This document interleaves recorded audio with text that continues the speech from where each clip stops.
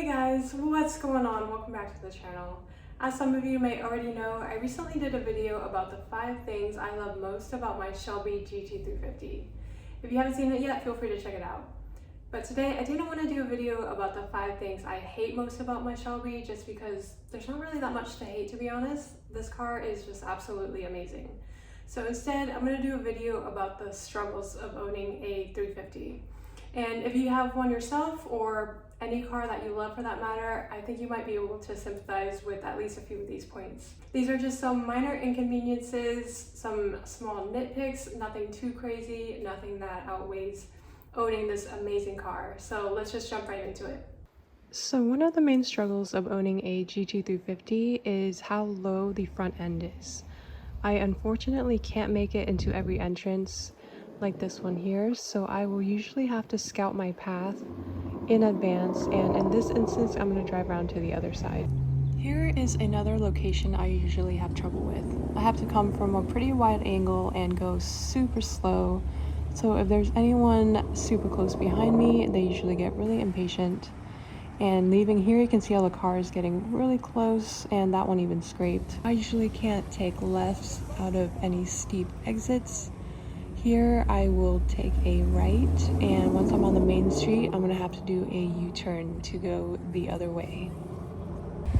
And for this parking garage, the entrance you see here dips down quite a bit, so I can't make it in without scraping. I am going to have to drive around to the entrance on the other side.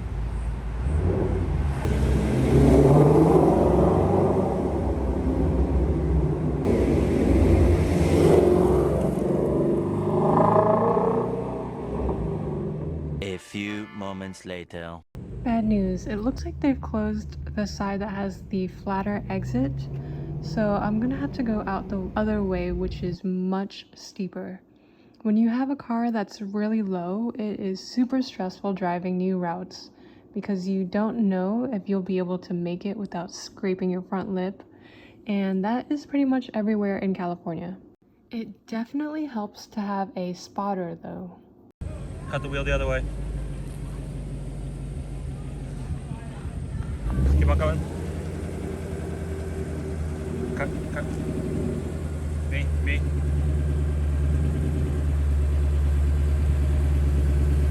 Alright, does this happen to anyone else, or is it just me? There will be a ton of empty spots, and someone will always, without fail, park right next to me. I have no idea why this always happens, so if you know, please put it in the comments below.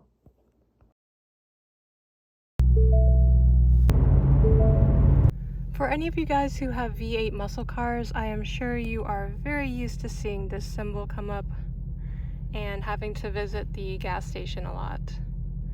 Unfortunately, premium gas is quickly approaching $5 a gallon here, but we do not buy this car for the gas economy, obviously.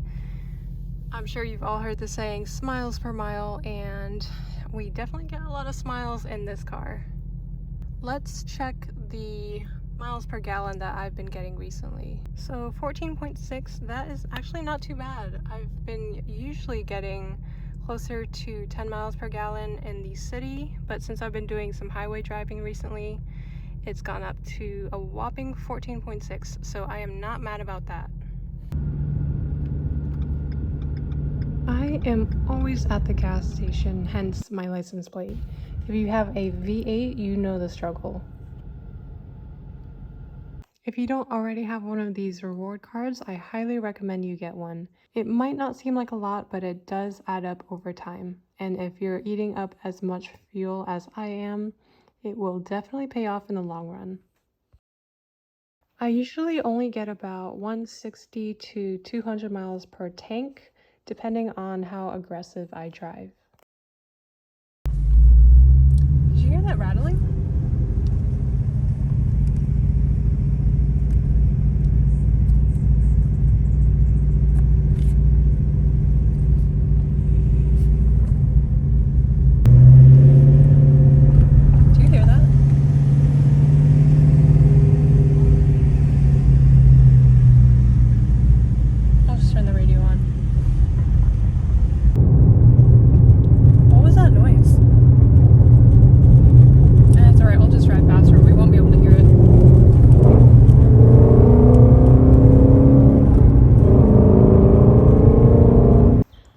is basically just poking fun at myself because I am always super paranoid anytime I hear any sort of noise.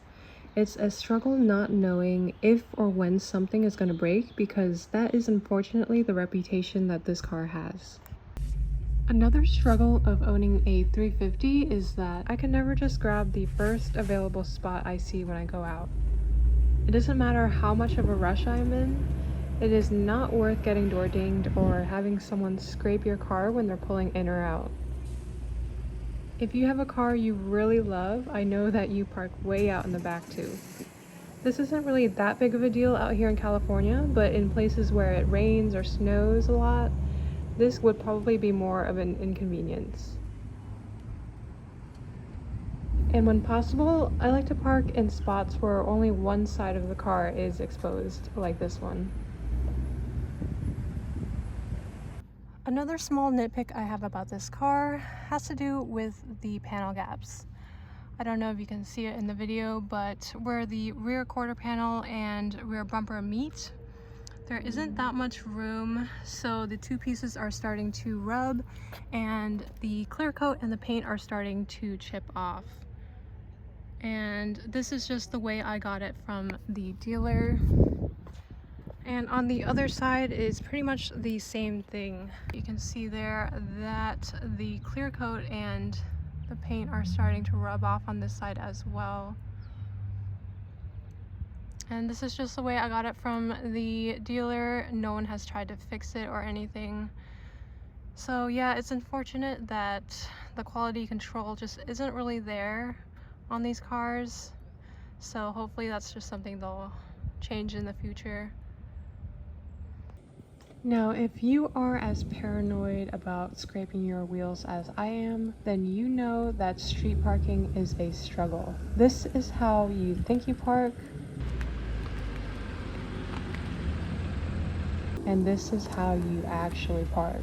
And I can't even imagine how stressful it is if you have a 350R because those carbon fiber wheels cost a fortune. Alright, so those were some of the struggles of owning a GT350 or pretty much any sports car. Let me know what you guys thought in the comments below, if you've experienced any of these firsthand or if I should have added anything else to the list. If you guys aren't already subscribed, please hit that subscribe button and the like button as well while you're at it. It really does help the channel out. As always, thank you guys so much for watching and I will see you in the next video.